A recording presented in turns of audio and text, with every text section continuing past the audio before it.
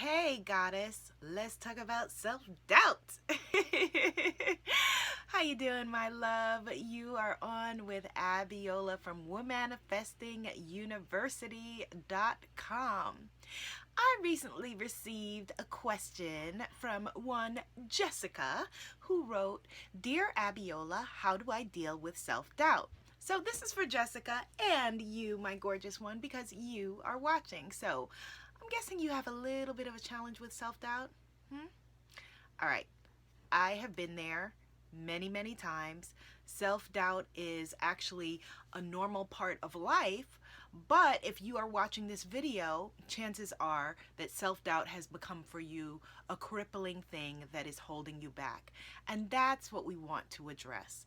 That having a little bit of fear, it's natural, right? Because fear is the mechanism that tells us, that used to tell us, oh, don't go there, big lion, but now tells us, oh, don't go there, he's the wrong one, right? So learning how to trust and gauge between healthy fear and self-doubt or crippling low self-esteem is what you need to learn how to do. So the first thing that you need to do is learn how to trust your gut so that you can tell whether you're having a healthy fear that's saying, run, this is no good for you, and having a fear that says, that is blocking you from your blessings. So let's talk about the blocking you from your blessings type. Have I told you my Bethany story yet? All right, maybe you have heard it, but I'm going to tell you a little bit again. So a few years ago, maybe about 2012 or 13 or so, I was invited to be on Bethany Frankel's talk show. And I had been a big Bethany fan for a long time because I was a fan of hers on The Housewives, and I plan to tell her this story to her face when I meet her. But I'd been a big fan of hers because I'd watched her through Bethany Ever After and all of her reality shows, etc. And I was really excited that she had this talk show. And so out of the blue, I got this invitation to be on the talk show from a producer who had booked me for a previous talk show. Now, anybody else, right, who is a coach, a writer, a speaker, a columnist, an empowerment practitioner would have run up in there, right? Not the kid. No. I instead told the producer who was inviting me to be on her show and publicize myself and my work to reach you, my tribe, and be better in service to you. I told them, not right now. Thank you so much for the offer, but I'm not ready yet. You ever use those words? I'm not ready yet. I told them that I wanted to finish my book first, and then I will gladly grace your show with my presence. Now, I was in the process of writing a book, my last book, The Sacred Bombshell Handbook of Self-Love. And it was a really challenging book to write because I had so much self-doubt. I had doubt in myself and my abilities to write this book. Now, anytime that you try to do anything that is stretching you and growing you, the little self-doubt monster is going to rear its head. So just be used to that. Be ready for that and use these tactics that I'm about to teach you in order to, stomp it down, okay? So, what's the moral of the story? So was I ever on the Bethany show? No, because by the time I said, here I am, they were canceled, unfortunately. So I'll have to be a guest on her next show and tell her all about what happened. All right, so here are 5 ways to conquer the dragon called self-doubt, which I know many of you have because you have told me that. Last year I sent out a poll to my tribe and I said, what's the biggest thing holding you back from living your dreams? And I expected things like, getting my website done, etc. And it was self-doubt. So here's what you do. All right, so step number 1. This is the most important one when it comes to conquering self-doubt. take inspired action. Yeah, taking action. That is the number one way to conquer self-doubt. Now I know you're thinking, Abiola, if I could take action, I wouldn't have self-doubt. What are you talking about? You have to take action anyway. There is something in psychology called the confidence competency loop. And what that means is that the more that you do something, the more that you have confidence and feel that you have competence in it. And it becomes a loop, and you get more and more courage, not by sitting home and journaling or worrying or watching YouTube, but by putting your pedal to the metal and putting your butt out there and doing it. So the correct answer for me when they said, hey, do you want to be on the Bethany show? Although I felt, well, I'm not ready yet, because I don't have a book to promote, so I'm not really good enough, right? I'm not enough, which a lot of us fear, would have been to just show up anyway, even with all of my fear and all of my self-doubt, and that would have helped me to evolve in a different way and grow and learn past it, okay? So number one, take inspired action. You must do the thing you think you cannot do. That is the biggest way to conquer self-doubt. And in fact, all of the other 4 things that I'm going to tell you are just about helping you get to that one thing, which is taking action. All right? So number 2, morning pages. Morning pages, I first learned about in a book called The Artist's Way by Julia Cameron. Really great book. Write it down. If you are a creative person, a writer, any kind of artist in the world, you need to read this book. It helps you to get past that stuckness and that self-doubt. And one of the tools that Julia Cameron teaches is morning pages, where you wake up and you write for 20 minutes or 3 pages, whichever comes first, and you just get the gunk out of your head. You can do this at any time during the day.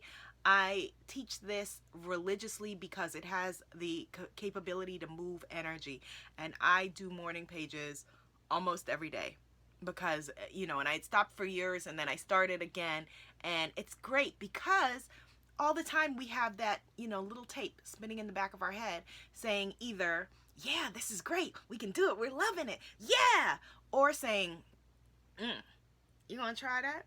Who you think you are? And so getting that little voice, whatever it is, out of your head and onto the paper helps you to have more clarity and less self-doubt. Number 2, a great tool, EFT, Emotional Freedom Technique. Go to my YouTube channel and search for EFT videos. I've got all kinds of EFT videos that will help you to move past different forms of fear and anxiety. It has been helpful for me in really making permanent shifts. Okay, so much so that with all my degrees and all my certifications this year, I am dedicated to getting an EFT certification, not because I need one, but because it has been such a transformative practice, and because I do use it with my own coaching clients and with you, that I want to, just go deeper into it. EFT, Emotional Freedom Technique, basically is tapping. If you've never seen it, it goes like this, through a number of different... You're tapping while you're speaking through issues and challenges you have. It's like acupressure with needles, where you're putting needles in meridians to cause change, but this is acupressure that we do with tapping. You may look crazy doing it, but I'm telling you, it's very, very healing for moving past things like self-doubt. So another thing I could have done was taken my cute behind to the Bethany Frankel show and sat there before going on and did some tapping, and hype myself up rather than hyping myself down, which is what I did by not showing up for myself. Number 4, have a mantra. Having a mantra is so important. Now, most of us already have a mantra, but it's usually something like, yeah, loser, you can't do that. Who do you think you are? Oh, please, you're going to try to do that again? We have negative mantras that we're not even aware of that are playing over and over in our head. So I want you to have a positive mantra. Mine used to be, for years and years, all things are possible. And I learned that from this amazing woman named Marie Brooks. Her son is a fairly well-known actor, Claude Brooks. You've seen him before if you Google him. But she is a dance teacher who used to be in Brooklyn, New York, and she's awesome. And, I would hear her voice all the time in my head saying, all things are possible as a mantra, and that has carried me through so much. I have a new mantra, personal mantra, that I've added just this year, which is I'm possible. You know, the word impossible says I'm possible. So anytime something is seeming to me like it's impossible, anytime fear, rears its ugly head, which it does very often, I have to remind myself I'm possible. It can be like I've told one of my awesome clients who is launching something badass and kick-ass. I don't want to say her name here, but her mantra that I gave her is, you got this. So you can take that yourself. I got this. That's right, I got this. And now she has everyone in her office saying to her, you got this. Yeah. Another, so number 5 way to conquer self-doubt is with faith. Now, I'm not asking you to have faith in anything you don't already have faith in.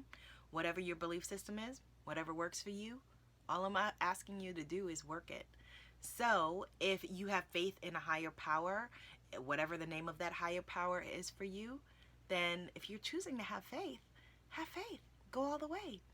If that doesn't work for you and you want to have faith in the universe, and the fact that some force bigger than you and I created the sun, like how amazing is that? And the stars.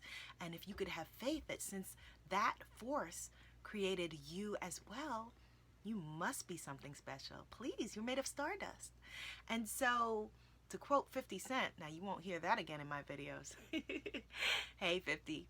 To quote 50 Cent, he said, either pray or worry, but don't do both. And so you got to sometimes remind yourself. You can yell at yourself in a good way. I've done that. And your brain starts to go off on a loop. Stop it. No. We are thinking this now. I am possible. All things are possible. I can do this. I got this. Let's go. Right? You can also remind yourself of the faith. Like, oh yeah, that's right. My back is had. All right? So hopefully this has been useful for you. Know that you are not alone with your self-doubt. There's not a human being alive that has not experienced self-doubt. The difference is, what are you going to do about it? Are you going to sit and wonder what could have been? The saddest words by word or pen? What could have been? Or are you going to move forward in inspired action and do the work that you came to do? Leave me a comment. Let me know if you have ever dealt with self-doubt, what you've done in the past, what has helped, what hasn't, and how this video has been for you. Give me a thumbs up if you can, and share this video. If you know someone who you think it could be helpful for, let them know, all right? And don't talk about it, be about it. Yay. Namaste.